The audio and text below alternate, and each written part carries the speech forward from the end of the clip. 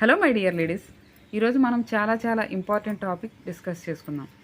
Teenage పిల్లల్లో ముఖ్యంగా 14 to 22 years లోపు పిల్లలు కొంచెం వెయిట్ పెరగగానే వెయిట్ని కంట్రోల్ చేసుకోవాలని ప్రతి ఫుడ్ని కూడా స్కిప్ చేస్తూ ఉంటారు. Breakfast, dinner, lunch.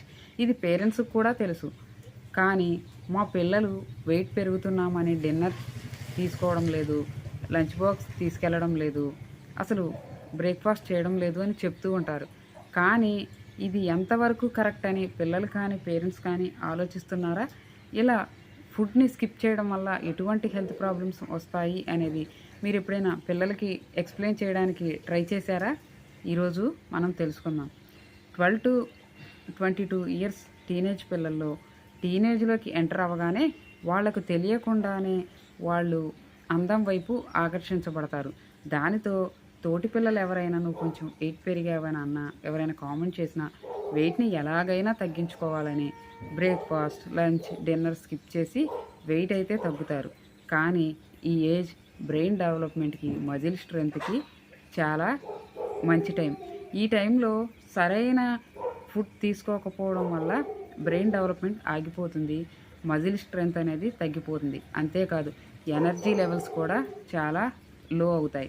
దానివల్ల ప్రతి చిన్న విషయానికి మూడ్ స్వింగ్స్, ప్రతి చిన్న విషయానికి అందరి మీద అరిచేయడం, చిరాకు పడడం, కోప్పడడం లాంటివి చేస్తూ ఉంటారు.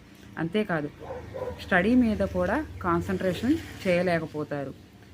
దీనివల్ల ఈ టైంలో మనం ఫుడ్ని అవాయిడ్ చేయడం వల్ల మన ఐ మీద కూడా ఆ ఎఫెక్ట్ అనేది చూపిస్తూ ఉంటుంది. మనకి కళ్ళు మసగ్గా అనిపించడం, సైట్ ప్రాబ్లమ్స్ అనేవి వస్తూ ఉంటాయి. అలాగే తలనొప్పి, కాళ్ళు చేతులు లాగడం, స్ట్రైట్గా ఒక 50 మినిట్స్ కూర్చోలేకపోవడం, ఒక 10 మినిట్స్ నిలబడలేకపోవడం, అంటే బాడీలో పూర్తిగా స్టామినా అనేది డౌన్ అయిపోవడం మనం చూస్తూ ఉంటాం. మీరు చాలామంది పేరెంట్స్ గమనించినట్టయితే ఈ వెయిట్ సడన్గా తగ్గిన పిల్లల్లో అస్సలు ఎక్కడా కూడా వాళ్ళల్లో శక్తి అనేది కనిపించదు. ప్రతి పిల్లల్ని మీరు గమనించినట్టయితే స్ట్రైట్గా కూర్చోవడానికి శక్తి చాలక మొబైల్ చూసినా, టీవీ చూసినా, పడుకొని చూడడానికి లేదా ఏదైనా చైర్కో సోఫాకో ఇలా వాలిపోయి చూడడానికే ఎక్కువగా ఇష్టపడుతూ ఉంటారు. ఈ ఏజ్లో పిల్లలు చాలా న్యూట్రిషన్ ఫుడ్ తీసుకునే ఏజ్ ఇది. వాళ్ళ బ్రెయిన్ డెవలప్మెంట్కి, వాళ్ళ మజిల్ స్ట్రెంగ్త్కి ఎటువంటి ఫుడ్ తీసుకోవాలి అన్న అవగాహనతో పేరెంట్స్ పిల్లలకి ప్రతిదీ ఎక్స్ప్లెయిన్ చేస్తూ సరైన ఫుడ్ని అందించడం ద్వారా వాళ్ళ బ్రెయిన్ డెవలప్మెంట్తో పాటు పిల్లలు కూడా చాలా స్ట్రాంగ్గా ఉంటారు. వాళ్ళు స్టడీలో కానీ మిగతా యాక్టివిటీస్లో కానీ చాలా యాక్టివ్గా ఉండగలుగుతారు. మరి మనం ఆ ఫుడ్నే మన పిల్లలు స్కిప్ చేస్తున్నారు అని మనం ఏం చేయకుండా వదిలేయడం వల్ల హెల్త్ ప్రాబ్లమ్స్తో మన పిల్లలు రేపు సఫర్ అవుతుంటే అది చూసి బాధపడవలసింది మనమే. ఈ ఏజ్ అనేది వెయిట్ని తగ్గించుకునే ఏజ్ కాదు, మనల్ని మనం స్ట్రాంగ్ చేసుకునే ఏజ్. వెయిట్ తగ్గడం అంటే ఫుడ్ని స్కిప్ చేయడం కాదు. మీరు ప్రతిరోజు ఎక్సర్సైజ్, యోగా, వాకింగ్, మెడిటేషన్, ఇంకా సైక్లింగ్ వంటివి చేయడం ద్వారా కూడా మీరు స్ట్రాంగ్ అవ్వచ్చు, మీ వెయిట్ని స్లోగా తగ్గించుకోవచ్చు. మీరు ఈ ఏజ్లో తినవలసిన ప్రతి ఫుడ్ని ఎంజాయ్ చేయండి, కానీ స్ట్రాంగ్గా ఉండడానికి చేయవలసిన ఎక్సర్సైజ్, యోగా, మెడిటేషన్ వంటివి ప్రాక్టీస్ చేయండి. దీని ద్వారా మీ వెయిట్ కంట్రోల్లో ఉంటుంది, మీ బాడీ స్ట్రాంగ్గా ఉంటుంది, మీ హెల్త్ కూడా పర్ఫెక్ట్గా ఉంటుంది.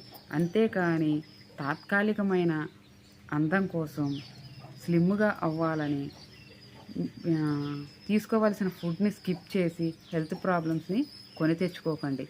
ఈ ఏజ్లో ప్రతిదీ fruits, juice, vegetables, eggs, milks, curds అన్నీ తీసుకుంటూ హెల్తీగా, హ్యాపీగా ఉండండి. స్ట్రాంగ్గా ఉండడమే కాదు, చాలా యాక్టివ్గా, హెల్తీగా ఉండండి. Thank you. మరి మన వీడియో కనుక మీకు నచ్చినైతే తప్పకుండా ఒక లైక్ చేయండి, మన ఛానల్ని సబ్స్క్రైబ్ చేసుకోండి, మన ఫ్రెండ్స్ అండ్ ఫ్యామిలీ మెంబర్స్కి షేర్ చేయండి. అలాగే ఎవరైనా సరే హ్యాపీగా, హెల్తీగా ప్రతి ఫుడ్ని తింటూ వెయిట్ లాస్ అవ్వాలి అనుకునేవాళ్ళు మన శ్రీశక్తి గ్రూప్ని కాంటాక్ట్ అయ్యి మేము కండక్ట్ చేయబోయే ప్రోగ్రాంలో ఎన్రోల్ అయ్యి హ్యాపీగా, హెల్తీగా ప్రతి ఫుడ్ తీసుకుంటూ కూడా వెయిట్ లాస్ అవ్వండి. Thank you.